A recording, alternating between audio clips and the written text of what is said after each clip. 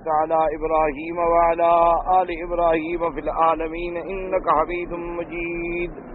قال الله تبارك وتعالى في كلامه المجيد: أعوذ بالله من الشيطان الرجيم. بسم الله الرحمن الرحيم. ليسوا سواء من أهل الكتاب أمة قائمة يتلون آيات الله آناء الليل وهم يسجدون يؤمنون بالله واليوم الآخر ويأمرون بالمعروف وينهون عن المنكر ويسارعون في الخيرات وأولئك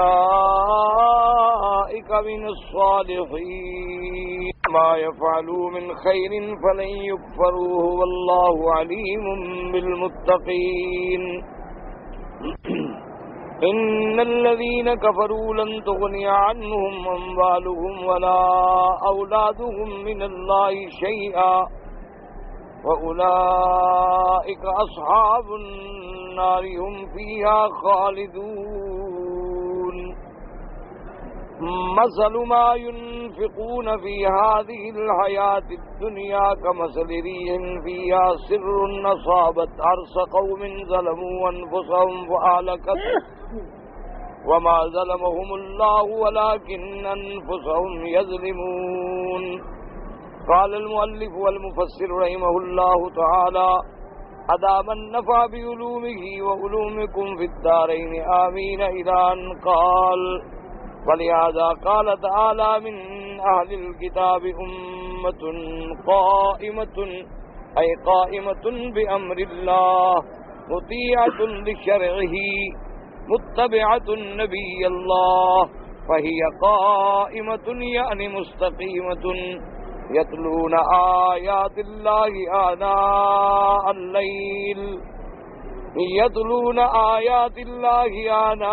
الليل وهم يسجدون، أي يقيمون الليل ويكسرون التهجد ويتلون القرآن في صلواتهم. اب مفسر رحمت اللہ علیہ ان آیات مبارکہ کی تفسیر بیان فرماتے ہیں کہ لیسوا سواء من اہل الکتاب امۃ قائمۃ یتلون آیات اللہ. جیسے آپ نے پڑھا ہے کہ اس میں دو قول ہو گئے.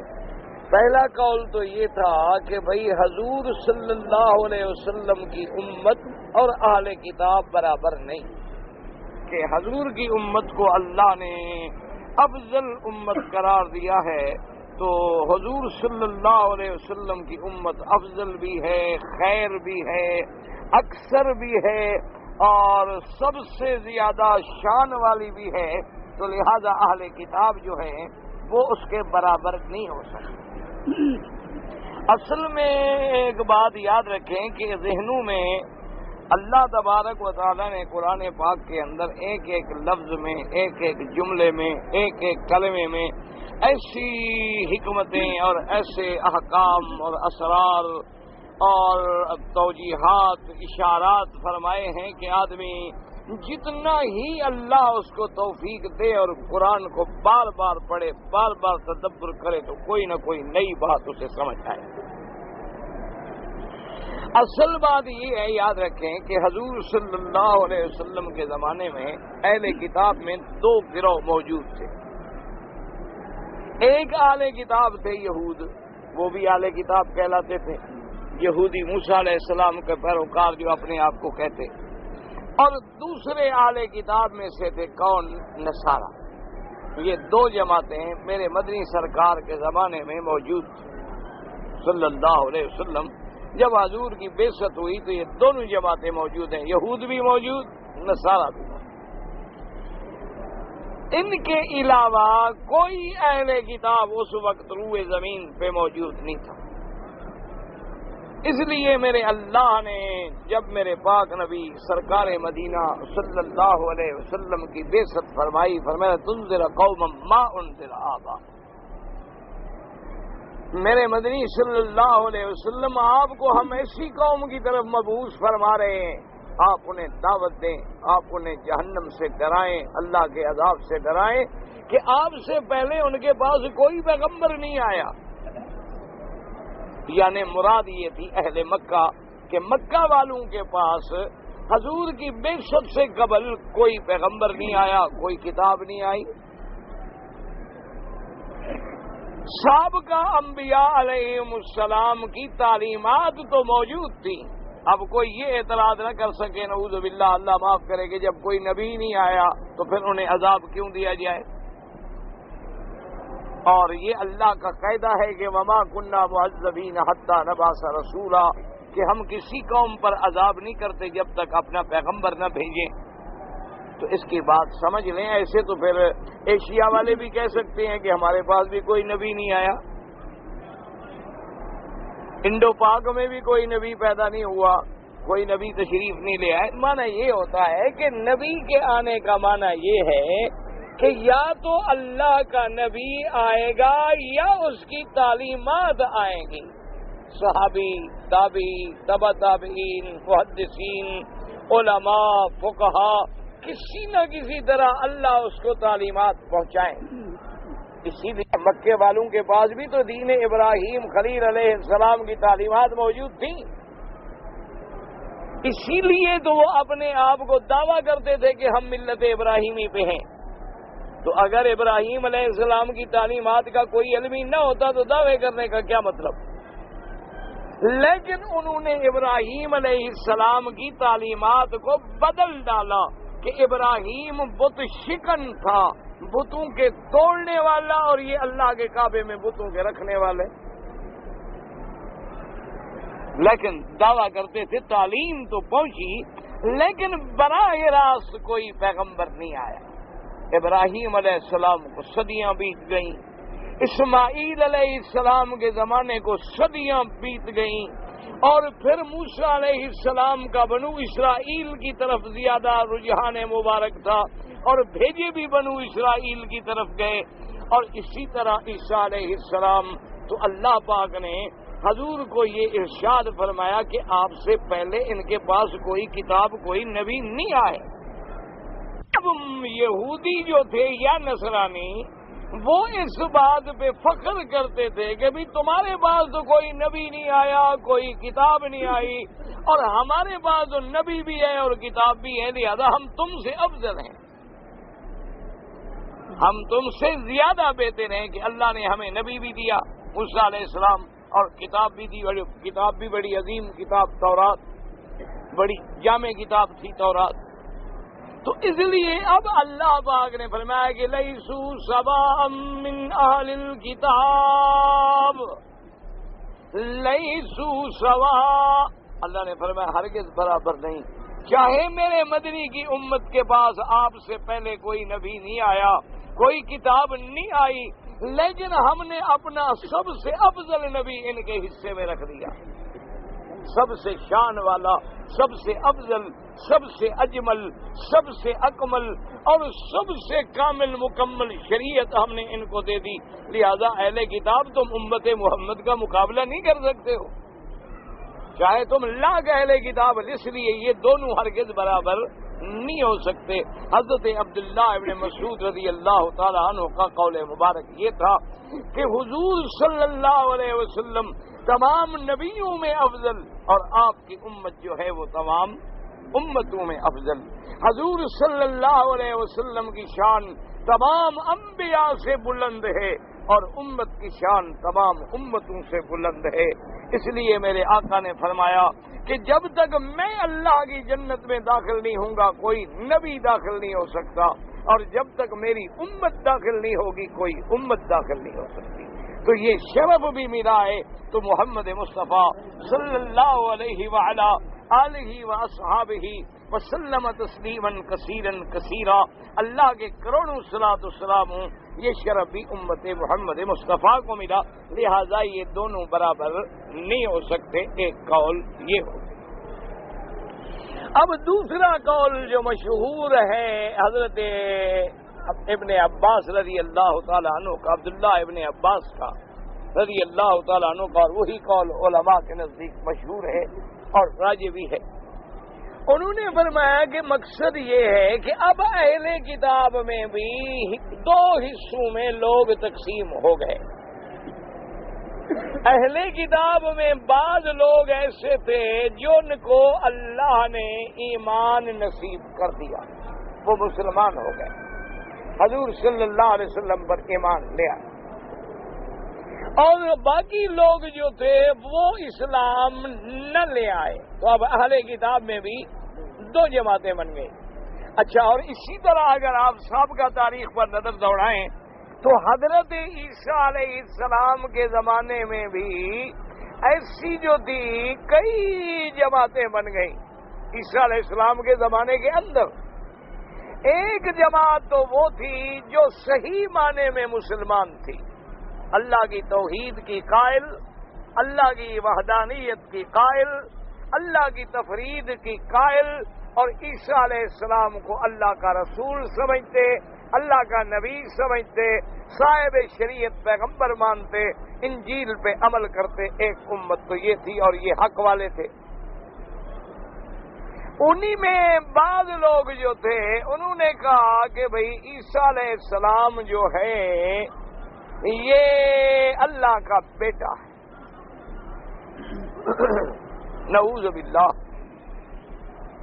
کیوں بھئی؟ کہ جی بغیر باپ کے پیدا ہوئے لہذا خدا کا بیٹا ہو. اچھا، اب یہ بیٹا کہنے والے جو ہیں، سمجھیں، بیٹا کہنے والے پھر دو قسم تھے. ایک تو یہ کہتے تھے کہ عیسیٰ علیہ السلام نعوذ باللہ ثم نعوذ باللہ ثم نعوذ باللہ اللہ کا بیٹا ہے اور بی بی مریم بیوی ہے. باقاعدہ خدا کے لیے بیوی بھی بنائی اور اولاد بھی بنائی. ایک تو یہ گروہ تھا. اور بعض لوگ جو ہیں وہ کہتے تھے کہ بیٹے کا معنی یہ نہیں کہ صلب سے پیدا ہوا ہے یا آپ کی بیوی سے پیدا ہوا ہے، نہ، بیٹے کا معنی اللہ کا محبوب ہے. وہ کہتے کہ بھی ہم نے کسی کو بیٹا بنایا ہے. آپ کہتے ہیں محاورات میں کہ بھئی جی یہ میرا بیٹا ہے. جب آدمی تحقیق کرے کہ اچھا جی آپ کا حقیقی، وہ کہتے نہیں حقیقی بیٹا تو نہیں ہے، بس اسے آپ میرا حقیقی بیٹا ہی سمجھے، مجھے بڑا پیارا ہے، بڑا عزیز ہے، میرا بڑا فرما بردار ہے، میں نے اس کو بیٹا بنایا ہے. بعض یہ کہتے تھے کہ عیسیٰ علیہ السلام جو ہیں یعنی بیٹا بمانا محبوب، بیٹا بمانا جیسے بیٹا باپ کے قریب ہوتا ہے، یہ بھی اللہ کے اتنے قریب ہیں، اللہ کے محبوب ہیں، اللہ کے پسندیدہ ہیں کہ بس اب ہمیں خدا کی عبادت کی ضرورت نہیں، اس کے محبوب کو راضی کر لو بس. آج لوگ اس ذہن میں مبتلا تھے، لیکن وہ بھی پٹڑی سے ہٹ گئے اس لیے کہ خدا کی عبادت چھوڑ دی. صرف اتنی سمجھتے کہ بھی محبوب ہے تو ٹھیک ہے. ہم بھی کہتے ہیں عیسیٰ علیہ السلام اللہ کے محبوب ہیں، تمام انبیاء اللہ کے محبوب ہیں، تمام رسول اللہ کے محبوب ہیں، تمام مقربین اولیاء اللہ کے محبوب ہیں، اللہ کے پیارے ہیں، ہم بھی مانتے ہیں. لیکن مانا یہ تھا کہ پھر وہ کہتے جی اب ہمیں اللہ کے ساتھ پہنچنے کی ضرورت نہیں ہے، اس لیے کہ خدا تو پتہ نہیں کہاں ہے، اس کو تو ہم مل نہیں سکتے، کہاں جو ہے وہ تو ہمیں مل نہیں سکتا، لیکن یہ اس کا محبوب تو ہمیں مل سکتا ہے. تو جو مل سکتا ہے اسی کو پکڑو نا، جو نہیں مل سکتا اس کو کیا ڈھونڈنا. جیسے آج کل مسلمانوں کا بھی یہی عقیدہ خراب ہوا ہے نا. وہ کہتے ہیں کہ بھی یہ اولیاء اللہ، یہ بزرگان، یہ جتنے بڑے بڑے پیر گزرے ہیں یہ اللہ کے محبوب ہیں، اللہ تک تو میاں ہم پہنچ نہیں سکتے، اور پھر ہم بڑے گناہگار لوگ ہیں، کیسے خدا کو بات کریں. ان محبوبوں کو پکڑ لو، بس ان پیاروں کو پکڑ لو، یہ پیارے ہاتھ آ گئے تو کام بن گیا. نتیجہ یہ نکلتا ہے کہ خدا کو چھوڑ دیتے ہیں اور پیاروں کے دروازے پہ پڑے رہتے ہیں. جو کام اللہ کے لیے کرنے تھے وہ محبوب کے لیے شروع ہو گئے. سجدہ اللہ کا حق تھا، یہ پیاروں کے لیے شروع ہو گیا. الرکوع اللہ کا حق تھا، ندا پکار اللہ کا حق تھا، نظر نیاز منت اللہ کا حق تھا، وہ ان پیاروں کے لیے شروع ہو گئی. عقیدے اسی سے تباہ ہوتے. اللہ تبارک و تعالی رحمت فرمائے. بس ایک دفعہ یاد رکھے، آدمی اگر پٹڑی سے اتر جائے نا جی، پھر وہ ٹھوکروں میں رہتا، بس پھر ٹھوکر لگتی گئی حتیٰ کہ جہنم کے گڑھے میں گر گیا.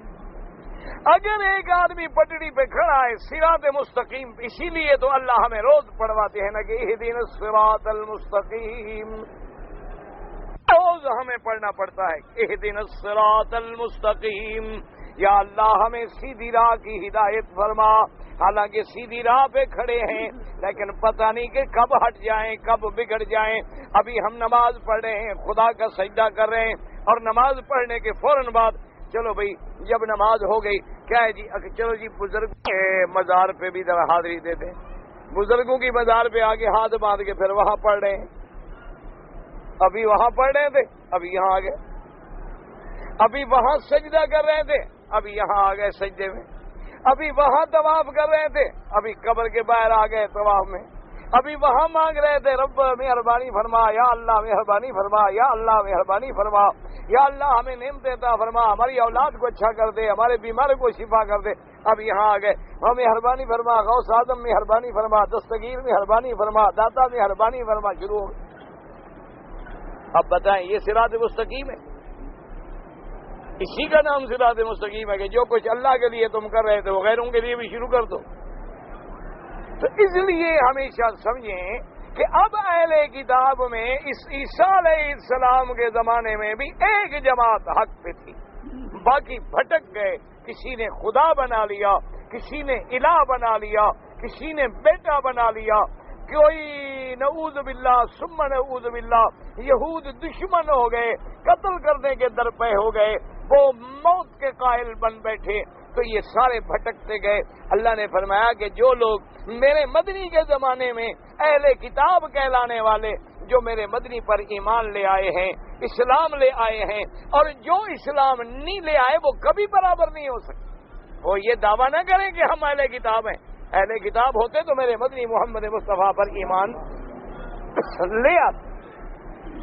جب انہوں نے حضور کا کلمہ نہیں پڑھا، جب انہوں نے میرے مدنی پاک کا کلمہ نہیں پڑھا، تو گویا عیسیٰ علیہ السلام کا کلمہ بھی نہیں پڑھا. اگر عیسیٰ علیہ السلام کو مانتے تو محمد مصطفیٰ کو مانتے، موسیٰ علیہ السلام کو مانتے تو میرے مدنی کو مانتے. چونکہ ہر نبی نے جب میرے نبی کو مانا ہے تو یہ کیسے نہیں مانتے؟ تو یہ ماننے والے اور نہ ماننے والے دونوں کبھی برابر نہیں ہو سکتے. اس لیے اللہ نے فرمایا کہ بس لیسو سواء من اہل الکتاب امۃ قائمۃ یتلون آیات اللہ آناء اللیل وہم یسجدون. اب مفسر رحمۃ اللہ علیہ فرماتی ہیں قائمت ان کا کیا مانا؟ اللہ نے جو فرمایا اہل کتاب میں ایک امت ہے، امت مانا جماعت، امت مانا ایک بہت بڑی جماعت جو ایک طریقے پہ چلنے والی ہے، اس کو کہتی ہے امہ. جیسی آپ نے پڑھا کنتم خیر امت اخرجت للناس، اور پڑھا ولتکم منکم امۃ یدعون الی الخیر یأمرون بالمعروف وینہون عن المنکر. اور جیسی اللہ نے فرمایا وَلِكُلِّ أُمَّةٍ مِّنْكُمْ شِرْعَةً وَمِنْهَاجًا. تو امت کا معنی ایک بہت بڑی جماعت یا ایک ایسی جماعت جو ایک طریقے پر ہو، اس کو کہتے ہیں امت. اگر الگ الگ ہیں تو پھر نا طریقہ بھی ایک، مسلک بھی ایک، عقیدہ بھی ایک، راستہ بھی ایک، وہ امت ہے. یعنی امت محمد مصطفیٰ ایک امت ہے، امت عیسیٰ علیہ السلام ایک امت ہے، امت موسیٰ علیہ. اچھا کبھی کبھی یہ ہوتا ہے کہ اللہ نے ایک فرد پر بھی امت کا اطلاق کیا. فرمایا ان ابراہیم کان امتا قانتا للہ حنیفا. میرا ابراہیم امتن ہو، یعنی لاکھ جماعت اکٹھی کرو، میرا ابراہیم اکیلا امت پہ بھاری، اس لیے ان کا لقب بھی آ گیا. تو اللہ نے فرمایا کہ اہل کتاب میں سے بھی ایک بڑی جماعت امتن قائمتن. قائمتن کا کیا معنی ہے؟ یہ معنی نہیں کہ بس کھڑے رہیں، ورنہ قائم کا معنی تو ہوتا ہے کھڑے ہونا. جیسے آپ سارا قرآن پاک پڑھیں اور اللہ کے قرآن کا مطالعہ کریں اللہ آپ کو بھی مجھے بھی توفیق عطا فرمائے۔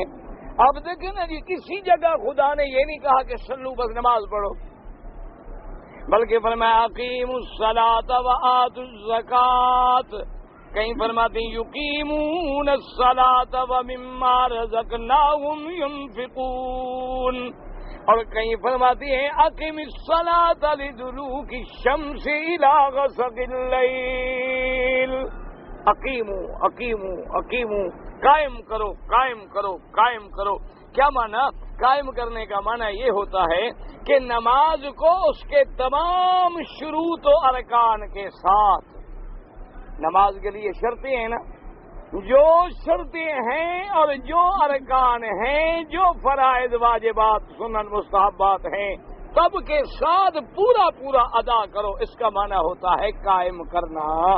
مثلا اب اگر کوئی فجر کی نماز پڑھ لے تو ہم یہ نہیں کہیں گے اس نے نماز قائم کی، کیوں؟ ابھی فجر کا وقت ہی نہیں آیا تو نماز کیسے پڑھ لی؟ اسی طرح کوئی آدمی بے وضو نماز پڑھ لے تو ہم یہ نہیں کہیں گے کہ اس نے نماز پڑھی، حالانکہ ہمارے سامنے وہ نماز پڑھے لیکن وضو نہیں تو نماز۔ اسی طرح کوئی آدمی ارض مغصوبہ میں کسی سے زمین چھین کے مسجد بنائی ہوئی ہے، نماز پڑھے، نماز نہیں ہوگی۔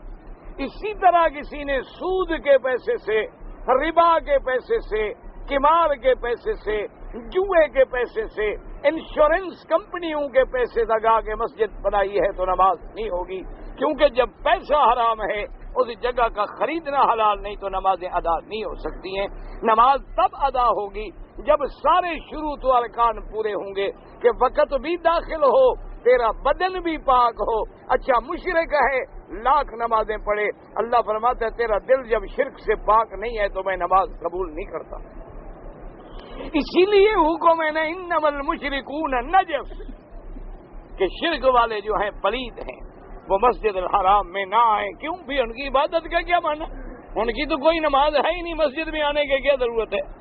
اس لیے اللہ نے فرمایا کہ یاد رکھو کہ جو مشرک ہے وہ کبھی میری مسجدوں کو نہیں آباد کرے گا، نہ بنائے گا۔ کیوں؟ مشرک کی عبادت کا کیا معنی؟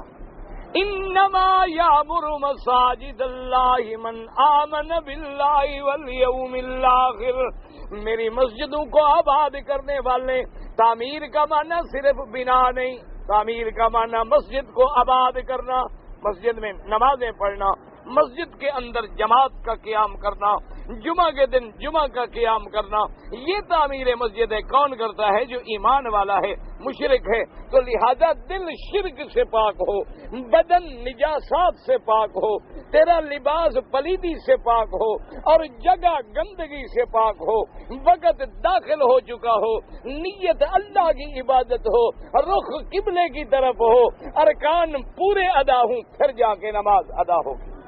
ایسے نہیں کہ نماز میں ٹکرے مارنے اور کیا نماز ادا ہو گئی، نماز نہیں ہوتی۔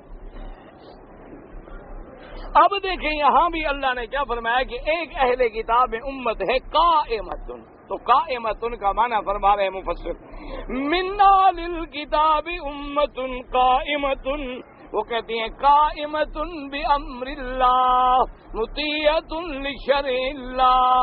قائمہ کیا معنی؟ کہ اللہ کے احکام کو پکڑنے والے، اللہ کی شریعت کی اطاعت کرنے والے، متبعۃ لنبی اللہ، اللہ کے نبی کی پیروی کرنے والے، یہ ہے قائمتن، یہ ہے اقامت۔ کیا معنی؟ اللہ کے احکام کو پکڑو، اللہ کی شریعت پہ چلو، اللہ کے نبیوں کی اتباع کرو، پھر کہہ سکتے ہو قائمتن۔ مستقیمتن، اسی پہ جمنے والے، ہمیشہ اسی پہ کھڑے ہیں۔ یہ نہیں کہ ایک صبح کو حضور کی غلامی بھی کر لی اور شام کو شیطان کی غلامی بھی کر لی، یہ معنی نہیں ہوتا، پھر یہ قائمتن میں نہیں آتے۔ جیسے آج کل ہمارے ہاں رواج بن گیا ہے نا، اللہ معاف فرمائے، کہ کوئی دین کا جلسہ ہو گیا وہ بھی دیکھ لیا، اور شام کو کہیں سرکس کا شو ہو، کوئی فلم کا شو وہ بھی دیکھ لیا، کیا فرق پڑتا ہے؟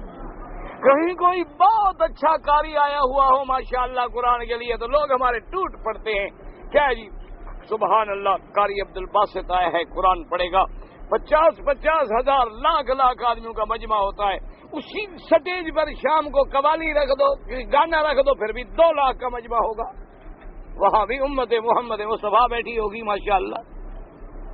انا للہ و انا الیہ راجعون. یہ اسی لیے ہم برباد ہیں کہ ہم امت القائمہ نہیں بن سکے، ہم اللہ کی شریعت پہ قائم نہیں. ہمارا حال یہ ہے کہ ہم ادھر بھی موقع ملا، اگر موقع ملا مکے میں آنے کا، عمرہ کرنے کا، سبحان اللہ، پھر اس کو لبیک پڑھتا دیکھو، لبیک اللہم لبیک جھوم رہا ہوگا. پھر موقع ملے قبر پہ ماشاءاللہ سب سے پہلے سجدہ کرے گا. کیوں بھائی؟ یہ بھی اللہ والے ہیں نا، یہ بھی تو ناراض نہ رہے نا، ان کو بھی تو راضی کرنا ہے. اللہ بھی راضی، اللہ والے بھی راضی. اور اللہ زندہ ہے وہ بھی راضی، لیکن یہ قبر والے بھی راضی. دونوں کو منانا ہے نا جی. خام خواہ یہ ناراض ہو جائیں تو قیامت میں پھر پکڑوا دیں گے، کہیں گے اللہ میاں یہ بندہ تو تمہارا بن گیا، ہمارے پاس تو آیا نہیں. اور پھر لوگوں نے دماغ میں بھر رکھا میاں اللہ کے ہاں تو جلال ہے، جلال.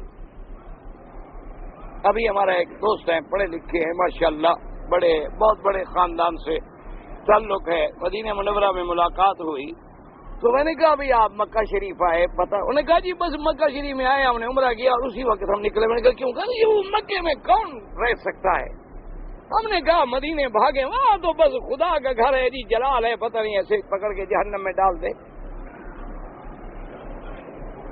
ہم نے کہا بھاگیں بس، ہمیں تو ادھر مدینے میں پناہ ملے گی، وہاں کعبے میں نہیں ملے گی. میں نے کہا مدینے والا نماز کدھر پڑھتا ہے؟ مدینے والے نے جب نماز پڑھائی تو رخ کدھر کیا؟ خدا کے بندے، یعنی ایک تصور بن گیا ہے کہ بھئی اللہ سے ڈرو، اللہ جلال والا ہے، اللہ والوں کو پکڑو، یہ بڑے مہربان ہیں، بڑے مہربان ہیں. بس یہ چھوٹی موٹی بات پہ بھی راضی ہو جاتے ہیں. اللہ تو جلال والا ہے. لوگوں کے دماغ میں ایسا شرک بھرا ہے کہ اللہ کے حرم سے، اللہ کے کعبے سے نفرت ہو گئی، یعنی وہاں ایسا دماغوں میں بسا دیا گیا. محمد مدنی رو رہے ہیں، فرماتی ہیں کہ اے کعبہ مجھے اپنے اللہ کی قسم ہے اگر قوم نہ نکالتی میں تجھے چھوڑ کے کبھی نہ جاتا. اللہ کا نبی اس سرزمین کے لیے رو رہے ہیں اور ہمارے دماغوں میں الٹا بھر دیا گیا. بابا ادھر جلال ہے، ادھر معافی ملتی ہے، ادھر تو پکڑ والا بیٹھا ہے. ادھر گئے تو پکڑے جاؤ گے. چھوڑو بس، وہ تو عمرہ کرنا ہے، بس پورا کرو، 7-8 چکر پورے کرو، بال کٹاؤ، دوڑو، نکلو مکے. اللہ و انا الیہ راجعون. اللہ تبارک و تعالی ہمارے حال پہ رحم فرمائے. اب دیکھیں قائمتن کا کیا معنی ہے کہ بھائی وہ شریعت پہ چلنے والے، میرے مدنی کی اتباع اور غلامی کرنے والے. فرماتے مستقیمتن کیا معنی؟ یتلون آیات اللہ آناء اللیل، ساری رات عبادت میں گزارنے والے، اللہ کے آگے جاگنے والے، اللہ کی کتاب کی تلاوت کرنے والے. وہم یسجدون، اور حال ان کا یہ ہے کہ سجدے میں پڑھ کے اپنے اللہ سے فریاد کرنے والے، اللہ کے آگے عاجزی کرنے والے، اللہ کے آگے زاری کرنے والے، اللہ کے آگے تضرع کرنے والے، جن کی راتیں عبادت میں گزرتی ہے، جن کی پیشانیاں خدا کے آگے سجدے میں پڑی ہے، اور جن کی زبانوں پہ اللہ کا قرآن ہے یا اللہ کا ذکر ہے. اللہ نے فرمایا لیسوا سواء، یہ ہرگز برابر نہیں ہو سکتے. ایک وہ اہل کتاب ہے جنہوں نے کفر کیا ہے، ایک وہ اہل کتاب ہے جیسے عبداللہ ابن سلام اور ان کے ساتھی جو ایمان لے آئے. اللہ نے فرمایا یہ دونوں کبھی برابر نہیں ہو سکتے.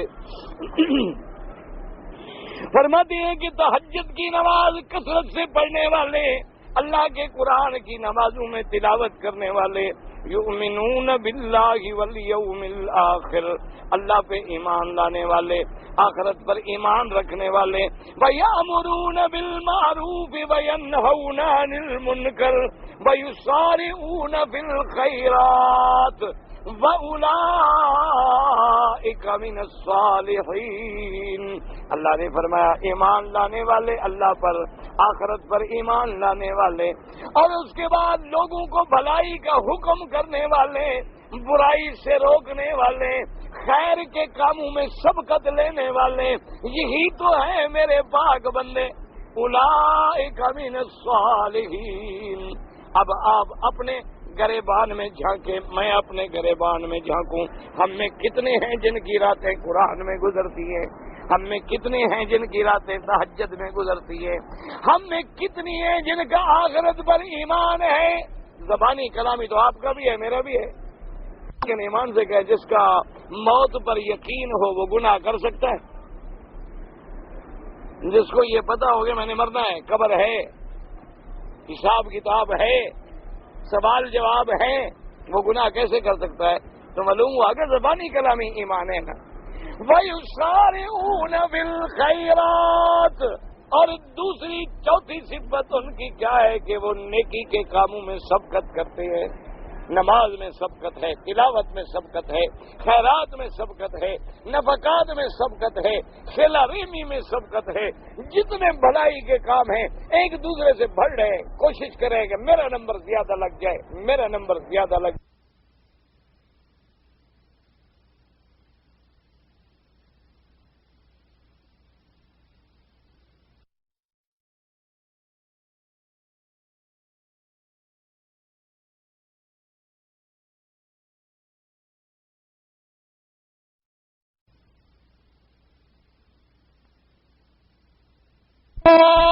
من الصالحین، یہی لوگ ہیں جو میرے پاک ہیں، پاکیزہ بندے ہیں، پاکیزہ جماعت ہیں۔ وَهَؤُلَاءِ هُمُ الْمَذْكُورُونَ فِي آخر سورت۔ اب مفسر فرماتے ہیں کہ اللہ تبارک و تعالیٰ نے پھر آخر سورت کے اندر بھی ان کا ذکر کیا ہے۔ وَإِن مِّنْ أَهْلِ الْكِتَابِ لَمَن يُؤْمِنُ بِاللَّهِ وَمَا أُنزِلَ إِلَيْكُمْ وما انزل الیہم خاشعین للہ۔ اللہ نے فرمایا کہ بعض اہل کتاب میں سے ایسے ہیں جن کا اللہ پر صحیح ایمان ہے، اور جو ایمان لائے ما انزل الیکم، جو تمہاری طرف اتارا گیا یعنی قرآن، وما انزل الیہم، جو ان کے نبی پر اتارا یعنی اللہ کی کتاب تورات پر بھی ایمان لائے، قرآن پر بھی ایمان لائے، خاشعین للہ، اللہ سے ڈرنے والے ہیں۔ وَلِهَذَا قَالَ تَعَالَىٰ هُنَا وَمَا يَفْعَلُوا مِنْ خَيْرٍ فَلَنْ يَكْفُرُوهُ أَيْ لَا يَزِيدُ عِندَ اللَّهِ بَلْ يُجْزِيهِمْ بِهِ أَوْفَرَ الْجَزَاءِ وَاللَّهُ عَلِيمٌ بِالْمُتَّقِينَ أَيْ لَا يَخْفَىٰ عَلَيْهِ عَمَلُ عَامِلٍ وَلَا يُضِيعُ لَدَيْهِ أَجْرَ مَنْ أَحْسَنَ عَمَلًا۔ اب مفسر رحمۃ اللہ علیہ فرماتے ہیں اللہ نے فرمایا وَمَا يَفْعَلُوا مِنْ خَيْرٍ، جو کچھ انہوں نے بھلائی کی ہرگز ضائع نہیں ہوگی۔ کیا مانا؟ وجہ یہ تھی کہ مثلا ایک مشرک نے شرک کے زمانے میں کوئی اچھا کام کیا، کافر ہے، مشرک ہے، اچھے کام بھی کرتے ہیں لیکن اس کو کوئی فائدہ نہیں ہوگا۔ اب اہل کتاب بھی گھبرائے کہ بھئی ہم پہلے تھے موسیٰ علیہ السلام کے ماننے والے، اب ہم نے ایمان لے آئے محمد مصطفیٰ پر صلی اللہ علیہ وسلم، تو ہم نے پہلے جو کام کیا اللہ نے فرمایا تمہارا کوئی عمل ضائع نہیں ہوگا، کیونکہ تم پہلے بھی نبی کے ماننے والے تھے، اب بھی نبی کے ماننے والے ہو، تمہیں تو ہم دوہرا اجر دیں گے، تمہیں تو ہم دگنا ثواب دیں گے، تمہارا کوئی عمل ایسا نہیں جس کو ہم ضائع کر دیں۔ اور اللہ ایک ایک عمل کے جاننے والا ہے، جو تم عمل کر رہے ہو بڑا ہے چھوٹا ہے اس کا اللہ تبارک و تعالیٰ پورا پورا تمہیں بدلہ عطا فرمائیں گے۔ البتہ جو مشرک ہیں، جو کافر ہیں اور جو شرک پہ مر گئے، کفر پہ مر گئے، ان کو کسی قسم کا بدلہ جو ہے نہیں ملے گا، اس لیے کہ ان کا اللہ پر ایمان ہی نہیں تھا، ان کا آخرت پر ایمان ہی نہیں تھا، تو پھر بدلہ کیا ملے؟ اس لیے فرماتے ہیں وَمَا يَفْعَلُوا مِنْ خَيْرٍ فَلَنْ يَكْفُرُوهُ أَيْ لَا يُضِيعُ عِندَ اللَّهِ، اللہ تو ضائع نہیں کریں گے بل اللہ تبارک و تعالیٰ تمہیں اس کا پورا پورا بدلہ دیں گے، اور اللہ پہ تمہارا کوئی عمل چھپا ہوا نہیں ہے۔ وَلَا يُضِيعُ لَدَيْهِ أَجْرَ مَنْ أَحْسَنَ عَمَلًا، اور اللہ کسی اچھے عمل کرنے والے کے عمل کو کبھی ضائع نہیں کرتے ہیں۔ قال تبارک و تعالی مخبرا عن الكفرة المشركين بأنه لن تغني عنهم أموالهم ولا أولادهم من الله شيئا أي لا ترد عنهم بعث الله ولا عذابه إذا أراده بهم وأولئك أصحاب النار هم فيها خالدون۔ اللہ پاک خبر دیتے ہیں ان آیات میں ان الکفرۃ المشرکین، وہ لوگ جو کافر ہیں، جو مشرک ہیں اور جو ایمان نہیں لے آئے، اور جن کی موت کفر و شرک پہ ہو گئی، فرمایا لن تغنی عنہم اموالہم ولا اولادہم من اللہ شیئا، وہ یہ سمجھتے ہیں کہ قیامت میں ہمیں ہماری اولادیں نفع دیں گی، ہماری دولت ہمیں نفع دے گی، ہمارا مال ہمیں نفع دے گا۔ اللہ نے فرمایا ہرگز نہیں، ان کو نہ ان کی اولادیں نفع پہنچائیں گی، نہ ان کا مال ان کو نفع پہنچائے گا۔ جب اللہ کا عذاب آئے گا تو اس کو کوئی چیز ڈالنے والی نہیں ہے، بلکہ اولئک اصحاب النار ہم فیہا خالدون، اور یہی دوزخ والے ہیں، یہی آگ کے ساتھی ہیں، یہی ہمیشہ جہنم میں رہیں گے بوجہ اپنے کفر کے، بوجہ اپنے شرک کے۔ اس لیے ایک دن بی بی عائشہ صدیقہ رضی اللہ تعالی عنہا نے حضور پاک صلی اللہ علیہ وسلم سے ایک سوال کیا۔ انہوں نے کہا کہ آقا فلاں آدمی جو ہے کفار قریش میں وہ بڑا سخی تھا، بڑا رحم دل تھا، اس نے حضور بڑے غلام آزاد کیے، بڑے غریبوں کی مدد کی، بڑی بیواؤں کی رکھوالی کی، بڑا مہمان نواز، یہ ساری چیزیں اس کو قیامت میں فائدہ دیں گی؟ حضور نے فرمایا عائشہ قطعاً فائدہ نہیں دیں گی، کیونکہ جب اس کا اللہ پر ایمان نہیں تھا، آخرت پر ایمان ہی نہیں تھا، اس نے تو آخرت کی بھلائی کبھی مانگی ہی نہیں، آخرت پر یقین ہی نہیں، تو اللہ وہاں بدلا کیوں دے؟ مومن تو دونوں مانگتا ہے نا کہ ربنا آتنا فی الدنیا حسنۃ وفی الآخرۃ حسنۃ وقنا عذاب النار، اللہ ہمیں دنیا میں بھی بھلائیاں دے، اللہ ہمیں آخرت میں بھی بھلائیاں دے، اللہ ہمیں عذاب جہنم سے بچا لے۔ تو مومن کا یقین ہے، جب اس کا آخرت پہ یقین ہی نہیں ہے، جب اس کا یقین ہی ہے کہ بس دنیا ہے کھاؤ پیو مر جاؤ ختم ہو گئے خلاص، کوئی آگے زمانہ ہے نہیں، تو جب آنے والے عالم آخرت پر ایمان نہیں تو اللہ وہاں کیوں جزا دیں؟ تو ان کے لیے وہاں کوئی جزا نہیں ہوگی۔ اور اسی طرح کافر یہ سمجھتے تھے کہ بھی دنیا میں اگر کوئی مشقت آ جائے تو ہمارا قبیلہ مدد کرتا ہے، دنیا میں ہم پر کوئی مصیبت آ جائے ہم دولت لگا کے نکل جاتے ہیں۔ اللہ نے فرمایا قیامت میں نہ دولت کام آئے گی، نہ اولادیں کام آئیں گی، نہ اس دن تمہارے قبیلے کام آئیں گے، بلکہ تم ہمیشہ اللہ کے عذاب میں رہو گے۔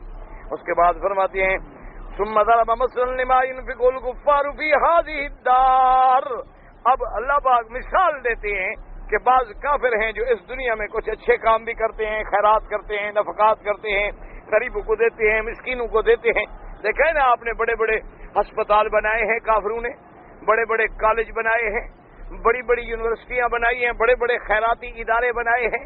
اچھا کبھی مسلمانوں کے ملک میں سیلاب آتا ہے، طوفان آتا ہے، تو یہ کافر تنظیمیں جو ہیں پہنچ جاتی ہیں، مدد کرتی ہیں، کوئی کمبل دے رہا ہے، کوئی کپڑے دے رہا ہے، کوئی دوائیں دے رہا ہے، کوئی کچھ کر رہا ہے، تو ان کا بدلہ جو ہے اللہ ان کو دنیا میں تو دے دیتے ہیں، کیونکہ اللہ تبارک و تعالی اتنے غنی ہیں، ساری کائنات کے ذرے ذرے کے مالک ہیں، ان کو دنیا میں بدلہ مل جاتا ہے، مال مل گیا، اولاد مل گئی، کاروبار میں کامیابی ہو گئی، لیکن آخرت میں نہیں ملتا، کیونکہ آخرت پر ان کا ایمان ہے ہی نہیں، تو آخرت میں بدلہ کیسے ملے؟ اس لیے اب اللہ نے ان کی مثال قرآن میں بیان کی ہے، جو لوگ اس دنیا میں خرچ کرتے ہیں اس مسئلے کو سمجھانے کے لیے اللہ نے مثال دی۔ اللہ پاک تبارک و تعالیٰ فرماتے ہیں مثل ما ينفقون في هذه الحياة الدنيا كمثل ريح فيها سر أصابت حرث قوم ظلموا أنفسهم فأهلكته وما ظلمهم الله ولكن أنفسهم يظلمون۔ فقال تعالى مثل ما ينفقون في هذه الحياة الدنيا كمثل ريح فيه سر أي برد شديد قاله ابن عباس كلمة سعيد بن جبير حسن وقتال وزحاق وربيع بن نصر وغيرهم وقال أتى برد وجليد وعن ابن عباس أيضا وجاءت فيها سر أي نار فهو يرجع إلى الأول فإن البرد الشديد ولا سيما الجليد يحرق الزروع والثمار كما يحرق الشيء بالنار أصابت حرث قوم ظلموا انفسهم فاهلكته اي فاهلكته۔ اللہ نے فرمایا ان کی مثال ایسی ہے جو یہاں دنیا میں خرچ کرتے ہیں، جیسے کوئی بندہ اپنی کھیتی لگاتا ہے، گندم لگاتا ہے، کپاس لگاتا ہے، این فصل تیار ہو گیا، ہوا آئی، ریح فیہا سر، ایک ایسی ہوا آئی کہ جس میں ایک ایسا پالا ہے، سر کہتے ہیں ٹھنڈک پالا، اور یاد رکھو جیسے آگ جلاتی ہے نا اسی طرح پالا بھی جلاتا ہے. زیادہ سردی ہو نا جی وہ بھی معلوم ایسے ہوتا ہے کہ کٹ گئی ہر چیز، تو پالا دے آپ نے دیکھا نا بہت سردی پڑے تو فصلیں جو ہیں جل جاتی ہیں، بالکل ایسے معلوم ہوتا ہے جیسے آگ لگا دی ہو. فرمایا ریح فیہا سر مانا برد شدید، اور بعض علماء نے فرمایا برد و جلید. جلید کیا کہتی ہیں؟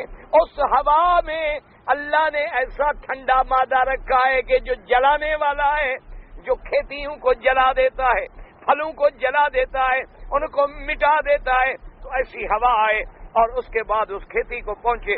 صبح جب مالک آگے دیکھتا ہے تو کھیت جل گیا، کچھ بھی نہیں، حیران ہو کے کھڑا ہے کہ بھئی کل تو میرا کھیت تھا، آج کچھ بھی نہیں بچا. اللہ نے فرمایا جو کچھ دنیا میں تم کر رہے ہو یہی دنیا میں جل گیا، آخرت میں تمہارا کچھ نہیں بچے گا.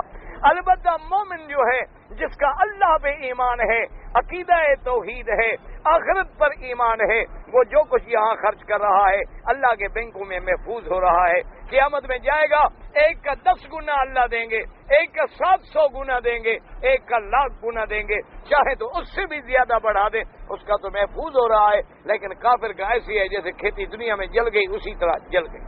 اس لیے فرماتے ہیں فیہا سر کا مانا برد شدید، سخت ٹھنڈ، یا برد و جلید، ٹھنڈ اور جلید مانا وہ مادہ الذی یحرق الزروع والثمار، جو پھلوں کو، سبزیوں کو، زراعت کو جلانے والا ہے، جلا کے راکھ کر دیتا ہے. اور اس کے بعد اصابت حرث قوم، وہ ایک خاص قوم کی کھیتی کو پہنچی وہ ہوا. اس کے بعد نتیجہ کیا نکلا؟ وہ قوم کیسی تھی؟ اصابت حرث قوم ظلموا انفسهم. اچھا یاد رکھیں یہاں قید آ گئی ایسی قوم جنہوں نے اپنے نفس پہ ظلم کیا. کیا مانا؟ مثلا کبھی ٹھنڈی ہوا چلتی ہے، مسلمانوں کا بھی تو فصل جلا دیتی ہے. بات کو سمجھیں، کبھی ایسا پالا پڑتا ہے، ایسا کوہرا پڑتا ہے، ایسی ٹھنڈ پڑتی ہے کہ سب فصل جل جاتے ہیں، مسلمانوں کا بھی جل جاتا ہے، کافروں کا بھی جل جاتا ہے. تو کافر تو کہہ سکتے ہیں نا بھی تمہارا بھی جل گیا، ہمارا بھی جل گیا. اللہ نے فرمایا نا مسلمان کا جل گیا، اس نے صبر کیا، اس کو تو ہم نے اجر دیا. جل تو تمہارا گیا کہ تمہارا آگے کوئی اجر نہ ملا. مسلمان کا تو برباد نہیں ہوا، اس کا تو جل گیا. اس نے کہا انا للہ و انا الیہ راجعون، اللہم اخلف علی کل غائبۃ لی منک بخیر. یا اللہ تیری مرضی، تو دینے والا، تیری طرف لوٹنے والا. تو نے دیا، للہ ما اعطا وللہ ما اخذ، اللہ دیا بھی تو نے، لیا بھی تو نے. میں تو تیری رحمت پہ صبر کرنے والا ہوں. تو نے اگر عذاب بھیجا ہے، آمنا و صدقنا، اس میں بھی تیری حکمتیں ہیں، تو مومن کو ہم اجر دیتے ہیں. لیکن وہ قوم جو مشرک ہے ان کا برباد ہو گیا، کیونکہ ان کو نہ آگے ملا نہ یہاں ملا. اصابت حرث قوم ظلموا انفسهم فاهلكته، یعنی احرقته، جلا دیا.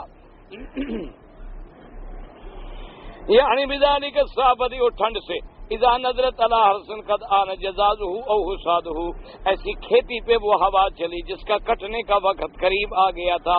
فدمرته واعدمت ما فيه من ثمر او زرع فذهبت به وافسدت، اسے مٹا ڈالا، ختم کر دیا. فعدمہ صاحب احوج ما کان الیہ، اب اس کا مالک جو ہے وہ بڑا محتاج تھا اس کی طرف، لیکن فصل بھی جل گیا. وکذالک الکفار یمحق اللہ ثواب اعمالہم فی ہذہ الدنیا وثمرہا، اسی طرح کافروں کی مثال ہے، اللہ تبارک و تعالی ان کے ثواب اعمال اسی دنیا میں ختم کر دیتے ہیں، آگے ان کے لیے کچھ بھی نہیں بچتا. کما یذهب ثمرۃ هذا الحرث بذنوب صاحبہ وکذالک هؤلاء بنوها علی غیر اصل وعلی غیر اساس، جیسے کوئی آدمی بلڈنگ بنائے لیکن بنیاد نہ رکھے تو گر جائے گی، اسی طرح جب تک آدمی صحیح دین پہ نہ ہو کتنی عبادتیں کرے، کتنی خیراتیں کرے، لیکن نتیجہ بربادی ہوگا، کیونکہ اصل کوئی نہیں، اساس کوئی نہیں، بنیاد کوئی نہیں. اللہ نے فرمایا وما ظلمهم اللہ ولكن انفسهم يظلمون، اللہ نے تو کبھی کسی پہ ظلم نہیں کیا، اللہ ظلم سے منزہ اور پاک ہیں، لیکن ان لوگوں نے اپنی جانوں پہ خود ظلم کیا ہے. انہوں نے شرک کیا، اور سب سے بڑا ظلم جو ہے وہ شرک ہے. ان شرک لظلم عظیم، تو انہوں نے خود اپنی جان پہ ظلم کیا، اللہ تو کسی پہ ظلم نہیں کرتے. اگر یہ شرک نہ کرتے تو اللہ ان کو ایسی سزا بھی نہ دیتے.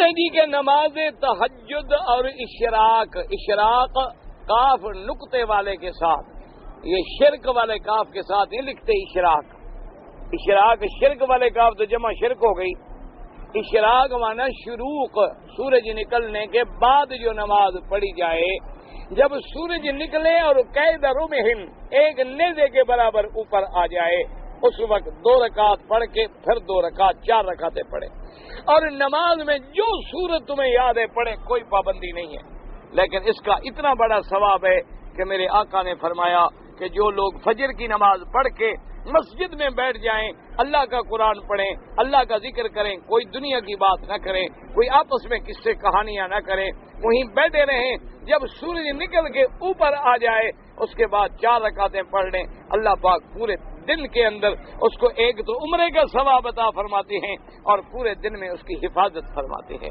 تو اللہ تبارک اسی طرح نماز تہجد جو ہے وہ 8 رکعتیں ہیں، 4 رکعت کر کے پڑھیں، سورت فاتحہ کے بعد جو سورت تمہیں یاد ہے بس وہی پڑھتے رہیں، کوئی خاص پابندی نہیں کہ فلاں سورت پڑھو تو تہجد ہوگی، فلاں سورت نہیں پڑھو گے تو تہجد ادا نہیں ہوگی۔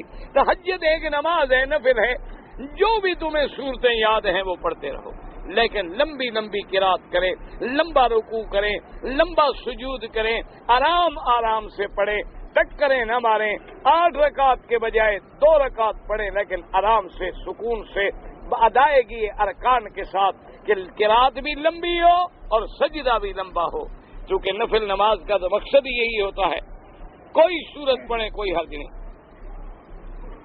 کہتے ہیں جی کہ احرام کے لیے اور کفن کے لیے سفید رنگ کے بجائے اگر کوئی دوسرے رنگ کی چادریں استعمال کی جائیں کوئی حرج نہیں، اگر احرام میں آپ کوئی رنگ والی چادر باندھ لیں، کوئی لنگی باندھ لیں، کوئی اور کپڑا باندھ لیں، کوئی حرج نہیں ہے۔ اسی طرح کفن میں بھی کوئی کپڑا دے دیں، کوئی پابندی نہیں، لیکن افضل یہ ہے کہ میرے آقا نے سرکار مدینہ نے سب کے لیے، مردوں کے لیے سفید رنگ کو افضل قرار دیا ہے کہ زندگی میں بھی مردوں کے لیے حضور کو سفید رنگ پسند ہے اور موت کے بعد بھی سفید رنگ پسند ہے، یہ افضل ہے۔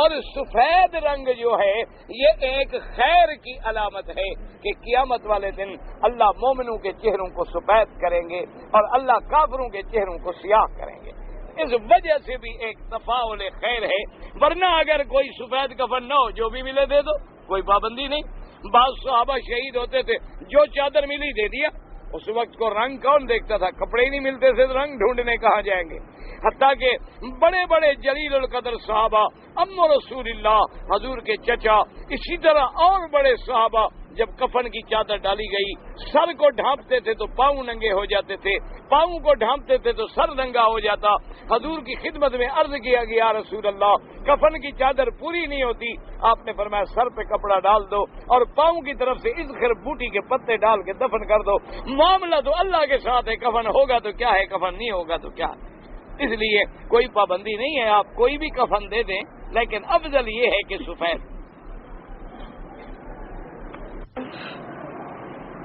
اہل الکتاب کون ہے، یہ ساری 4 دن سے پڑھی جا رہی ہے، ابھی آپ کو سمجھ نہیں آئی تو میں کیا کر سکتا ہوں۔ یہ تو مثال مشہور ہے نا کہ ایک طالب العلم تھا، وہ استاد کے پاس پڑھتا تھا، یوسف زلیخا، ایک فارسی کی بڑی مشہور کتاب، تو پڑھتا رہا، مہینے 2 مہینے کے بعد جب کتاب ختم ہو گئی تو وہ شاگرد آیا استاد سے پوچھنے لگا استاد زلیخا مرد تھی یا عورت تھی؟ انہوں نے کہا ماشاءاللہ سبحان اللہ، اچھا ہوا میں نے جو محنت کی ہے تم نے ٹھیک سمجھا ہے۔ اہل کتاب وہ ہیں جو حضور کے زمانے سے پہلے، جن پر مثلا یہودی اہل کتاب، اس لیے کہ وہ موسیٰ علیہ السلام کو مانتا ہے اور موسیٰ علیہ السلام پر اللہ نے کتاب اتاری۔ اسی طرح نصرانی جو ہیں وہ اہل کتاب ہیں، کیونکہ وہ عیسیٰ علیہ السلام کو مانتے تھے، جیسے بھی مانے غلط صحیح جیسے مانے، تو عیسیٰ علیہ السلام پر اللہ نے کتاب اتاری تھی، اس لیے ان کو نسبت کی جاتی ہے اہل کتاب۔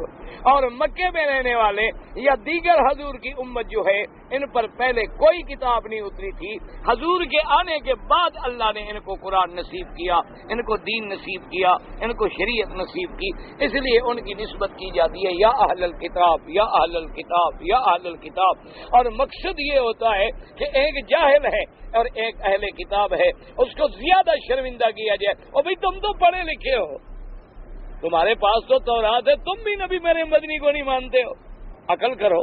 چلو ایک مشرک تو جاہل ہے، اس نے تو پہلے کتاب نہیں پڑھی، لیکن تم نے تو تورات پڑھی ہے، انجیل پڑھی ہے، تم نے تو موسیٰ علیہ السلام کی زبانی میرے مدنی کی بشارتیں سنی ہیں، تم نے عیسیٰ علیہ السلام کی زبانی میرے مدنی کی بشارتیں سنی ہیں، تم اہل کتاب ہو کر ایمان نہیں لاتے ہو۔ تو یہ مراد ہوتی ہے اہل کتاب کی۔ جی میں مکہ شریف میں رہتا ہوں، اگر میں نے عمرہ کرنا ہو پھر آپ کو حد حرم سے باہر جانا ہوگا، لیکن ایک مسئلہ یاد رکھیں کہ جو لوگ مکے میں آ جائیں عمرے کے لیے، اب ان کے لیے افضل عبادت جو ہے وہ طواف ہے، کہ وہ طواف زیادہ کریں۔ عمرہ وہ افضل ہے جو آپ اپنے ملک سے آتے ہوئے کرتے ہیں، یا آپ مدینہ منورہ گئے زیارت کے لیے واپس مدینے سے آئے، وہ میقات کا عمرہ ہے، وہ افضل ہے، وہ تو چھوٹے حج کے برابر ہے، اس کا بہت بڑا ثواب ہے۔ لیکن مکے میں رہتے ہوئے جو لوگ تنعیم جاتے ہیں یا باہر جا کے روزانہ عمرے کرتے ہیں، اس سے زیادہ افضل ہے کہ اتنا وقت جو ہے اللہ کے طواف میں لگائیں، کیونکہ یہ جو عمرہ ہے تنعیم کا یا جعرانہ کا، اس میں ائمہ کا اختلاف ہے۔ بعض ائمہ اس کے قائل ہیں اور بعض ائمہ تو اس کی اجازت ہی نہیں دیتے، وہ کہتے ہیں یہ تو ہے ہی صرف ایسے کہ اگر کوئی مجبوری ہے، کوئی عذر ہے، پہلے عمرہ نہیں کر سکا، اس کا عمرہ رہ گیا، یا کوئی عورت تھی حیض میں آ گئی، اب اس نے عمرہ کرنا ہے، وہ کہاں جائے؟ تو وہ کہتے ہیں ورنہ یہ عمرہ تو ہو ہی نہیں سکتا۔ وہ کہتے ہیں عمرہ ہوتا ہی تب ہے جب آدمی باہر سے مکے کی طرف آ رہا ہو۔ لیکن امام شافعی، امام ابو حنیفہ رحمۃ اللہ علیہ اس عمرے کے بھی قائل ہیں، لیکن سب ائمہ کے نزدیک طواف افضل ہے، کیونکہ طواف جو ہے وہ تو نص قرآن سے ثابت ہے، اس میں کسی کے اختلاف کا کوئی سوال ہی پیدا نہیں ہوتا۔ تو لہذا جتنا وقت ملے آپ کو طواف زیادہ کریں۔ ویسے عمرہ کر سکتے ہیں، منع کوئی نہیں۔ کہتے ہیں جی کہ اگر کوئی شخص جماعت میں ایک رکعت پیچھے رہ گیا لیکن آگے بیٹھا، جب امام نے سلام پھیرا تو وہ بھی بھول کے سلام پھیر دیا، ٹھیک ہے، لیکن اس کے بعد کسی سے بات نہیں کی، کھڑا ہو گیا، اپنی رکعت پوری کر لی، نماز ٹھیک ہے، کوئی فرق نہیں پڑتا، بھول کے سلام پھیر دیا، لیکن یاد آیا کہ میری تو رکعت باقی ہے، پھر کھڑا ہو گیا اور رکعت پوری کر لی، کسی سے بات نہیں کی، کچھ نہیں کیا، کوئی سجدہ نہیں، کچھ نہیں، نماز ٹھیک ہے اس کی۔ اور اگر پھر رکعت پوری نہیں کی، یاد رکھو چلا گیا، اب جناب حضرت جب گھر جا کے بیٹھے تو پھر خیال آیا میں نے تو 4 رکعتیں پڑھنی تھی، پڑھی ہیں 3 میں نے، تو پھر پوری نماز پڑھنی پڑے گی۔ جی کہ اگر ہم نماز جنازہ میں دیر سے پہنچے، اس وقت ہم پہنچے مثلاً کہ 2 تکبیریں ہو گئی تھی، اب ہم کیا کریں؟ تو جب امام سلام پھیر لے تم جلدی سے باقی تکبیریں پوری کر لو، جتنی تکبیریں رہ گئی ہیں نا، امام نے جب سلام اللہ اکبر اللہ اکبر، جلدی جلدی تکبیریں پوری کر کے سلام پھیر دو، اور تکبیریں جلدی پوری کرو کہ جنازہ لے کے وہ جنت المعلا پہنچ جائے اور تم تکبیریں پوری کر رہے ہو۔ ہمارے لوگ ہیں نا ماشاءاللہ، یہ نیت کریں نا ماشاءاللہ، تو امام 1 رکعت پڑھ لے، ابھی نیت میں ہوتے ہیں 4 رکعت نماز عشاء برائے خدا، منہ طرف خانہ کعبہ، پیچھے اس امام کے بروز بدھ بوقت 8:15 بجے، اللہ، امام صاحب 1 رکعت پڑھ لیتے ہیں۔ یہ کون سی نیت ہے خدا کے بندے؟ یہ نیت ہے تماشا ہے، کس کو دکھا رہے؟ اللہ نہیں جانتے نہ؟ اب تم نماز پڑھنے اللہ کو پتہ ہے کہ نہیں؟ جب زبانی کہو گے پھر پتہ لگے گا، اللہ میاں کو پہلے کوئی پتہ نہیں۔ اب تم لوگ جس نماز کے لیے بیٹھے ہو بس یہی نیت ہے تو بیٹھے ہو نا، ورنہ کیوں بیٹھے ہو؟ اب جب عشاء کی نماز ہوگی بس نیت ہے اللہ اکبر، ختم ہو گئی بات۔ وہ تو علماء نے لکھا ہے کہ زبان سے کہہ دے کہ آدمی بھولا ہوا ہے تو چلو استظہار ہو، یعنی استحضار ہو جائے، ورنہ اصل تو نیت یہ ہے جو ہمارے دل میں ہے کہ اب ہم وضو کر کے حرم میں بیٹھے ہیں. کیوں بیٹھے ہیں کہ بھی ابھی کون سی نماز پڑھیں گے؟ بس یہی نیت ہے تو بیٹھے ہیں. نیت نہ ہو تو کیوں بیٹھے؟ بس اس کے بعد پھر زبان سے کہنے کی ضرورت ہی نہیں ہوتی. تو آپ بھی ایسے نہ کریں کہ جنازہ چلا جائے اور آپ کھڑے ہیں اللہ اکبر آرام سے کھڑے تک اور جنازہ جنت المعلا دفن ہو جائے. نہ جلدی جلدی بس اللہ اکبر السلام علیکم السلام تاکہ جنازہ نہ چلا جائے.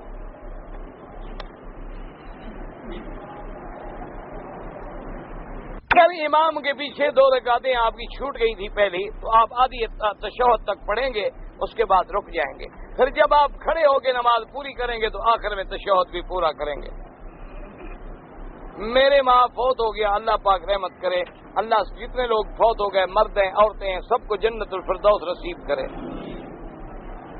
میرا ایک آدمی نے 700 روپے قرضہ لیا تھا, وہ میرے رشتہ داری بھی ہے, وہ ادا نہیں کر سکتا اور میرے بیماری کی وجہ سے ایک بکری صدقہ دینے کا وعدہ کیا تھا. میں نے اس آدمی کو بولا کہ تم قرضہ ادا نہیں کر سکتا, جو پتہ نہیں کیا ہے, تو یہ روپیہ دیا صدقہ سمجھ کر. بہرحال اگر وہ غریب ہے, تم نے قرضہ دیا تھا, وہ ادا نہیں کر سکتا, تم معاف کر دو, اللہ تمہیں صدقے کا ثواب دیں گے. ویسی بات ہے. وابتغوا الیہ الوسیلہ کا معنی یہ ہے کہ اعمال صالحہ کرو, اللہ کے دین کو پکڑو, یہ نہیں کہ لوگوں کو وسیلہ پکڑو. یا ایھا الذین آمنوا اتقوا اللہ وابتغوا الیہ الوسیلہ, آگے پڑھو, وجاہدوا فی سبیلہ, یہ معنی ہے وسیلہ کا کہ اللہ کے راستے میں کوشش کرو.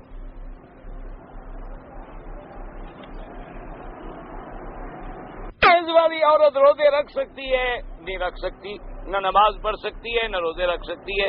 لیکن جب پاک ہو جائے روزے قضا کرنے ہوں گے, نماز قضا نہیں ہوگی, نماز معاف ہے. اگر میں جدے سے 2-3 مہینے کے بعد آتا ہوں, کبھی کبھی عمرہ کرتا ہوں, تو مجھے طواف الوداع کرنا ہوگا. جدے والوں کے لیے کوئی طواف الوداع نہیں, نہ مکے والوں کے لیے نہ جدے والوں کے لیے. جی یہ ہمارے ملک میں رواج ہے کہ جب کوئی فوت ہو جائے تو اس کے گھر والے جو ہیں وہ مولوی کو اور اس کے قریبی لوگوں کو 3-4 دن تک کھانا کھلاتے ہیں. یہ مسئلہ کیسے ہے؟ اب یہ مولویوں کا نقصان ہوگا یار, مسئلہ کیوں پوچھتے ہو؟ آپ مولوی کے پیٹ کاٹنے والی بات ہے. تم کہتے ہو ہم اپنے پیٹ پہ چھری خود چلائیں. تمہیں خود سمجھ جانا چاہیے کہ حرام ہے, مولوی سے ضرور کہلوانا ہے. اللہ کے بندے, جس کے گھر میں موت ہو جائے اس کے گھر سے 3 دن تک تو کھانا ہی حرام ہے. اس کے گھر میں کھانا بھیجا جائے, نہ کہ کھانا کھایا جائے. جب کوئی مر جائے نا, مولوی کو کہہ دیا کرو کہ ہمارا محلے میں آدمی مر گیا, مہربانی کر کے 3 دن کھانا بھیجو, سنت ہے. انشاءاللہ وہ مولوی چھوڑ کے بھاگ جائے گا مسجد, تمہاری جان چھوٹ جائے گی مشرک سے. کسی موحد کو لے آؤ, پھر آرام سے نمازیں تو صحیح پڑھائے گا. بالکل تم 11ویں تاریخ ہے نا مہینے کی, تو 10 کو چلے جاؤ مولوی کے پاس, کہو جی کل حضرت 11ویں شریف ہے, ہم سب آ رہے ہیں محلے والے, مہربانی کریں ہمیں 11ویں شریف کی ثواب حاصل کریں. آپ کو ثواب نہیں ہے, صرف محلے والوں کو ثواب ہوتا ہے. 2-3 11ویں کروائیں مولوی سے, اگر مسجد چھوڑ کے نہ چلا جائے. اللہ کے بندے, یہ مولوی کو کھلاؤ یا کسی کو کھلاؤ حرام. میت کے گھر میں 3 دن کھانا ناجائز ہے. 3 دن کے بعد اگر وہ اپنے نفقے سے کھلائے تو جائز ہے, ورنہ نہیں. کیوں؟ مثلا ایک آدمی مر گیا, جائیداد تقسیم ہو گئی 7 حصوں میں, تو یا تو سارے 7 راضی ہو کے کھلائیں نا. اب جائیداد ایک کی تو ہے نہیں. اب جو بڑا بھائی ہے وہی خرچ کرتا چلے جائے, جی ابا کے کل کرنے ہیں اور جمعراتیں کرنی ہیں, اور لوگ ناک کٹ جائے گی, ناک کٹ جائے گی. من ناک کے کٹنے سے کرتے ہیں, ورنہ ان کو بھی پتا ہے ثواب شواب نہیں ہوتا. ان کو بھی پتا ہے کہ حرام ہے, حرام کا ثواب کہاں ہوتا ہے. لیکن ڈرتے ہیں کہ برادری کیا کہے گی, باپ مر گیا کل خانی بھی نہیں کی, بڑی نلائق اولاد. باپ مر گیا اور 7 جمعراتیں بھی نہیں کی, اور کوئی کہے نہ کہ مولوی ضرور کہے گا ابھی بڑے بدبخت ہو, رات تمہارا باپ مجھے ملا تھا قبرستان میں بھوکا پھر رہا تھا. سب مکر ہے, خدا کے بندو مکر سے بچو. سب یہ پیٹ پالنے کے رستے ہیں. ہاں دیکھا, وہ کہتے ہیں اگر کوئی آدمی کے والدین مر جائیں اور پھر وہ ان کو خواب میں دیکھے اور وہ حکم دیں کہ خیرات کرو, پھر تو کرنی چاہیے. نہیں پھر تو کرنی چاہیے. اگر غیر مسلم چھینک آنے پر الحمدللہ کہے تو ہم یرحم اللہ کہیں نہیں، کافر کے لیے رحمت کیوں؟ اس کے لیے ہدایت کی دعا کریں، اللہ تمہیں ہدایت۔ بیوہ ممانی مستی ختم ہو گیا۔ اللہ اکبر اللہ اکبر اللہ ربنا آتنا فی الدنیا حسنۃ وفی الآخرۃ حسنۃ وقنا عذاب النار ربنا ظلمنا انفسنا وإن لم تغفر لنا